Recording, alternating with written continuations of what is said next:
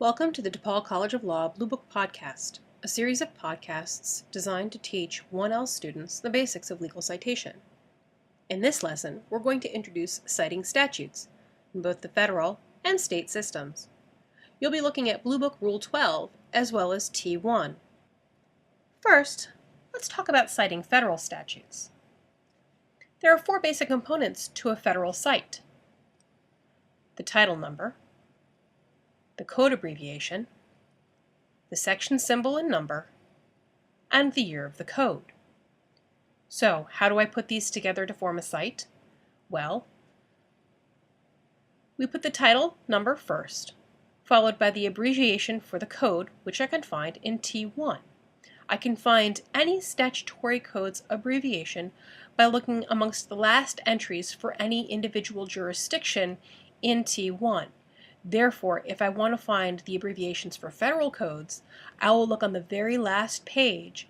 After all of the federal courts, I will find statutory compilations. Note, when you look at that, it'll tell you to cite USC if therein, much the way it told us to cite US if therein when looking at a United States Supreme Court case. Therefore, when you can, try to cite to the United States Code. After my abbreviation for the code, I'll put a space, a section symbol, a space, and insert the section number. I'll have a space after my section number, open parentheses, and insert the year. The format you see here is very similar to the sample formats given in the back of T1 for any code. Notice, the Bluebook puts in carets and information between those carets to tell you how to fill in the blanks. Do not include those carets. Instead, just fill in the blanks. So let's compose a cite. Say you have Title 18, Section 3 of the United States Code, and it looks something like this picture when you look at the page. The upper left-hand corner, you'll have a title number and a section symbol and the section number. I can figure out from this that the title is going to be 18, the code is going to be USC, the section is going to be section symbol space 3, but I still don't know how to do the year.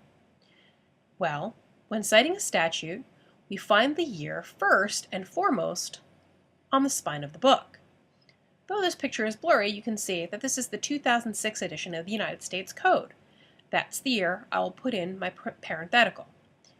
If my book or my code doesn't have a date on the spine, I'll look to the title page inside the book. If I can't find a date there, I'll check the copyright page and use the date found there. These are principles that apply to citing any statute, be it a state statute, a federal statute, an official code, or an unofficial code.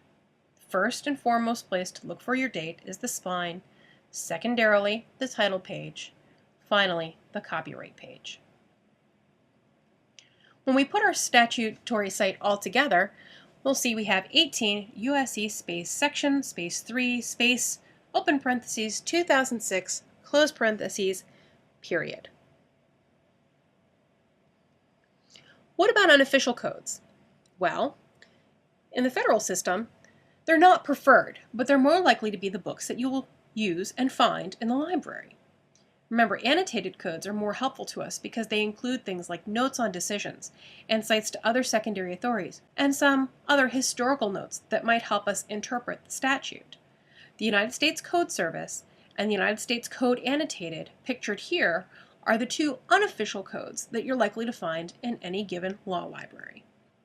If you were to use these codes, we would want to consult the end of Table T1 to find the appropriate abbreviation. The appropriate abbreviation for the United States Code Annotated is USCA, and the appropriate abbreviation for the United States Code Service is USCS. If we're using an unofficial code, we're also going to need to add the publisher to the date parenthetical. Luckily, if we've used T1 properly, we'll have it noted within our sample, not only the abbreviation for the code, but the publisher that needs to be included in your date parenthetical. So in a cite to an unofficial code, the same provision we were looking at before might look something like this. the title and the section don't change, but the abbreviation for the code, USCA, will change, and the date parenthetical changes. Because now we have a book published in a different year. Say this one was published in 1990. You'll put that date within your parenthetical. And because we're citing to the United States Code annotated, we have to include our publisher, which in this case would be West. What if you're citing to a supplement? What if the material you want to draw your reader's attention to did not appear in a main volume, but appeared in a pamphlet or a pocket part? Well, we'll simply add sup to our date parenthetical. It'll look something like this. 42 USCA, section 285, West Sup 2002. This tells the reader that the section 285 you're referring to is as it appears in this 2002 supplementary pamphlet found at the back of this volume of the United States Code annotated. If the material came from both the main volume and the supplement, you'll have to indicate both in your parenthetical. It'll look something like this. Section 285, West 1990, you'll recall that was our main publisher and the date of publication for our main volume. I'll put an ampersand in there. Sup, period, 2002. Like cases, statutes can also be cited in short. Assume the long form of 18 U.S.C. Section 3, 2006 that we were using earlier. There are several possible short forms under Rule 12. First, you can use id in the same way we used id for cases and under the same circumstances that you would use an id for a case. So in other words, Forms 1 and 2 would be appropriate if the preceding cites, the immediately preceding cites, were to the United States Code, specifically Title 18 of the United States Code. And I've cited that code in full at least once. If I'm still citing to Section 3 of 18 U.S.C., then I can just use an id. If perhaps I've changed the section, but I've stayed in Title 18, I can use an id Section 4. Note that unlike an id form for a case with a change of page, there's no at between the id and the section symbol. Now, if I've cited another authority since citing the statute, I'm going to use one of the forms you see at 3 and 4. Form 3 would be appropriate where I've been citing to the same title over and over again, or perhaps even this section before, and it's not going to be confusing as to what I'm talking about. I can simply put in Section 4. If, however, I've been citing to multiple different statutes, different titles, or maybe different statutory compilations entirely, I'll want to put in a little bit more information, like the title and the code abbreviation, so that my reader is not confused and can find the information I'm referring to more easily. Notice that I don't have to put in a date parenthetical once I've provided a date parenthetical for this title. If I change the title, then I need to change my date.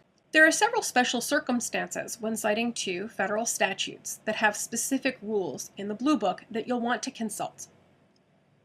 First, named statutes. Things like the Civil Rights Act or the Indian Child Welfare Act that are known widely by their popular name would have their name included in the cite. Be sure to refer to Rule 12 for any such circumstances. If you need to cite to a public law, a slip law, a PL, or a statute at large, you're going to have to follow a slightly different form once again, which can be found in Rule 12.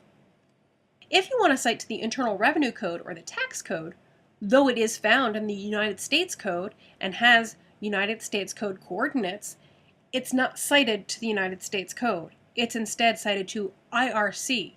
Once again, if you need to cite to the Tax Code, like a statute at large, be sure to look up Internal Revenue Code or Tax Code in the index of the Bluebook and follow the directions there. The final special circumstance are for federal rules, like the Federal Rules of Civil Procedure or the Federal Rules of Evidence. The federal rules have specific, special formats for those rules that can be found by looking up federal rules in the index of the Bluebook. Let's move on to citing state statutes. The principles are largely the same. We're going to use T1 to find our specific components. The specific components will look something like a title, a code abbreviation, a subject abbreviation possibly, a section, and date and publisher parenthetical. But because every state codifies its code in slightly different ways, it can be a lot trickier, and you're going to have to learn how to use your own discretion when citing to a state statute. Let's take two examples.